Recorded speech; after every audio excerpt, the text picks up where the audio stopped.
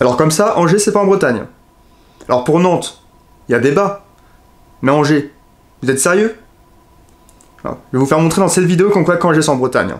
Et après, vous n'aurez pas intérêt de la ramener. On commence.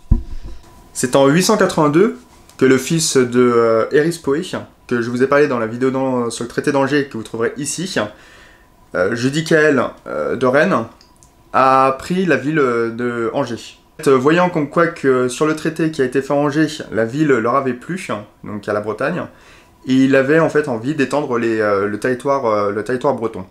On peut le trouver aussi sur des cartes que j'affiche juste ici.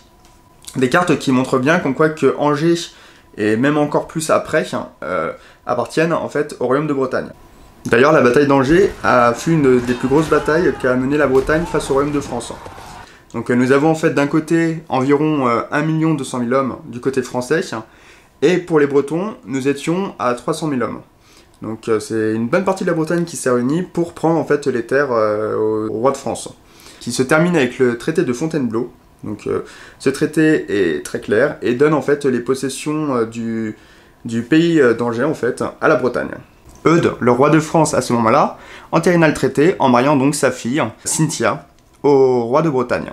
Ce fut de grandes célébrations qui ont été faites à la cathédrale de Rennes, de Nantes et de Vannes. C'est un épisode un petit peu moins connu de la dislocation de la Bretagne. On pense souvent à Nantes, mais Angers en fait partie, et c'était même une ville très importante. Donc qu'est-ce qui fait que les gens peuvent dire comme quoi que Angers n'est plus en Bretagne? Eh bien en fait, les Pays de la Loire ont tout fait pour faire oublier la culture bretonne dans cette région. D'ailleurs, quand c'est à Angers, on n'a rien qui nous indique en quoi qu'on est en Bretagne historique, comme ça peut l'être à Nantes. Donc à partir de là, les générations se sont faites, et on a tout de suite oublié comme quoi que Angers fait partie du territoire breton. Et pourtant, il y a beaucoup de manifestations. Une manifestation qui a pris 15 000 personnes récemment, donc sur la place du château à Angers. Donc ça fait quand même pas mal de monde. Mais par contre, c'est passé sous silence par Presse Océan, Le Parisien et tout ce qui va avec. Donc à partir de là, j'espère que vous ne ferez plus l'erreur de dire que Angers, ce n'est pas en Bretagne. Ça a tout à fait sa place en Bretagne, autant que Rennes et tout le reste de cette partie de la Bretagne. Pour la prochaine vidéo, on s'attaquera au Mont-Saint-Michel, qui est bien entendu une possession bretonne depuis toujours, et qui nous a été volé aussi durant la dislocation de la Bretagne.